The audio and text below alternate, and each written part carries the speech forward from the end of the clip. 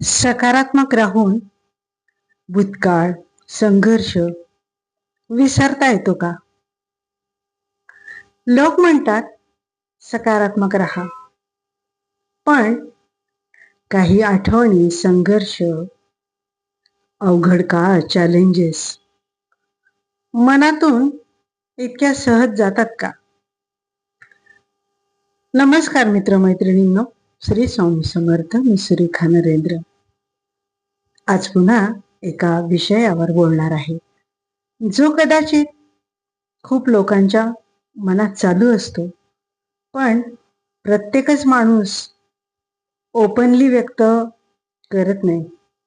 आपल्याला लहानपणापासून सांगितलं जातं, रडगाणं गायचं नाही, भूतकाळातल्या गोष्टी सारख्या सारख्या उगाळत बसायच्या नाही, स्ट्रॉंग राहायचं, पॉझिटिव्ह राहायचं. आणि हे ऐकायला पण बरं वाटतं, आपण ऐकतो पण. इथे एक प्रश्न आहे, हे खरंच इतकं सोपं असतं का? यात सगळ्यात महत्वाचा टप्पा तो असतो 30 ते 50 वर्षाचा काळ. कारण आयुष्याचा बराच प्रवास मागे गेलेला असतो. करिअर, नाती, जबाबदाऱ्या, संघर्ष, अपेक्षा, बघितलेली स्वप्न, अपयश, धक्के, जिव्हाळ्याच्या वयस्कर माणसांचं आयुष्यातून निघून जाणं, हे सगळं अनुभवून झालेलं असतं. आणि आपण जेव्हा अशा एखाद्या घटनेत अडकतो, तेव्हा लोक तुम्हाला सल्ले देतात, सगळं सोडून दे, पुढे जा. पण ते इतकं सोपं असतं का? आपण कितीही सकारात्मक राहायचा प्रयत्न केला, कितीही चांगले विचार केले, तरी काही गोष्टी राहून राहून आठवतात. काही शब्द, काही माणसं, काही प्रसंग.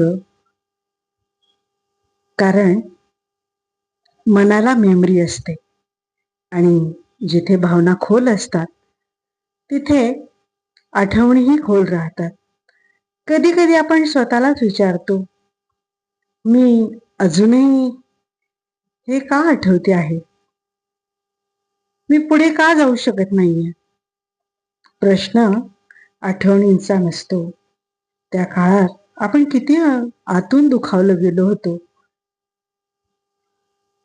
काही जखमा शरीरावर नसतात, त्या मनावर असतात.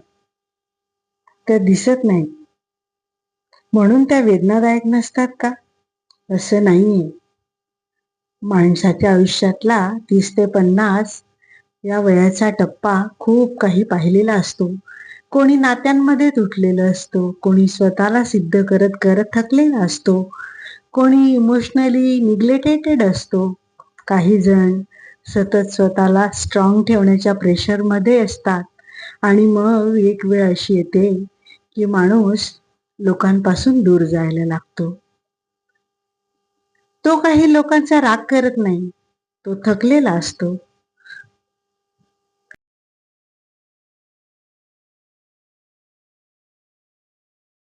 रिपीटेड मिसअंडरस्टँडिंगमुळे आणि रिपीटेड इमोशनल पर्याय शोधल्यामुळे. बऱ्याच वेळेला आपण लोकांना दोष देतो, त्यांनी मला समजून घेतलं नाही, ते माझ्याशी चुकीचे वागले. आणि बऱ्याच वेळेला या भावना खऱ्याही असतात. पण ह्या गोष्टी आपल्याला हळूहळू लक्षात यायला लागतात.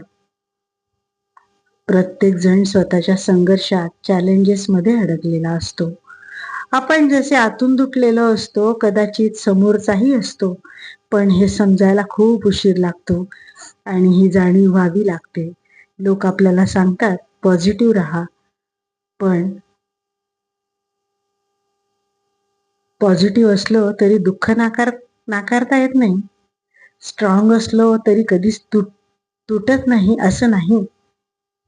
भूतकाळ विसरणं म्हणजे तो कधीच झाला नाही असं समजणं नाही. खरी स्ट्रेंथ कदाचित तिथेच असेल, जिथे आपण स्वतःला ऑनेस्टली स्वीकारतो. आपण जसे आहोत तसं स्वीकारतो. म्हणजे विकनेस नाही असं आहे का? तर नाही. ते तुमच्यातलं खूप मोठं धैर्य आहे. कारण समाज आपल्याला स्ट्रॉंग राहायला शिकवतो, इमोशनली ऑनेस्ट राहायला शिकवत नाही. आजकाल बरेच लोक आनंदी, सुखी दाखवण्यासाठी सोशल मीडियावर स्टेटस, स्टोऱ्या टाकत असतात.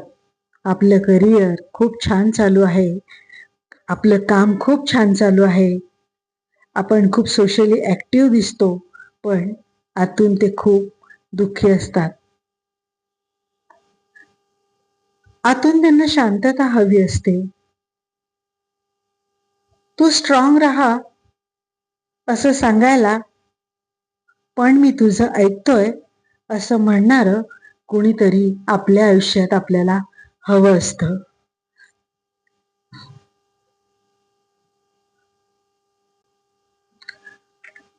मला असं वाटतं कोणी आपल्याला म्हणेल की नाही माहित नाही, पण आपणच स्वतःमध्ये डोकायला हवं, स्वतःवर प्रेम करायला हवं. मनाला आणि शरीराला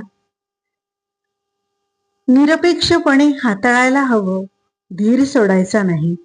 सगळी ताकद आपल्या मनातच असते, ती ओळखता येईल हे शिकायचे. मनाची भाषा वाचता यायला हवी. बदल हा एका दिवसात होणार नाही, थोडा संयम ठेवायचा. मनाची अवस्था कायम एकसारखी नसते, ती प्रसंगानुसार बदलत असते. तो बदल देखील ओळखता यायला हवा, आणि तो बदल ओळखता यायला लागला की स्वतःला पुन्हा जगता यायला लागतं. आपलं जगणं सोपं होतं. काही लोक आजूबाजूच्या परिस्थितीतून आपलं जग जगणं सोपं करतात, तर काही लोक आपल्या अनुभवातून शिकत शिकत पुढे जातात. पण यात एक विचार माझ्या मनात असा आला, मला स्वतःला वैयक्तिक असं वाटतं, कारण मी अनुभवातून शिकले म्हणून कदाचित माझा हा विचार असेल, पण बघा तुम्हाला पटतोय का? मला असं वाटतं, आजूबाजूच्या परिस्थितीनुसार जगणारा माणूस यशाचा टप्पा लवकर गाठतो, तर अनुभवातून शिकलेला माणूस जास्त दमछाक करून यशाला बऱ्याच हुलकावण्या देऊन त्याची गोडी निघून गेल्यावर यशाची चव त्याला चाखता येते, असं मला वाटतं. मित्रमैत्रिणींनो, तुमचे अनुभव काय आहेत ते नक्की कमेंटमध्ये सांगा.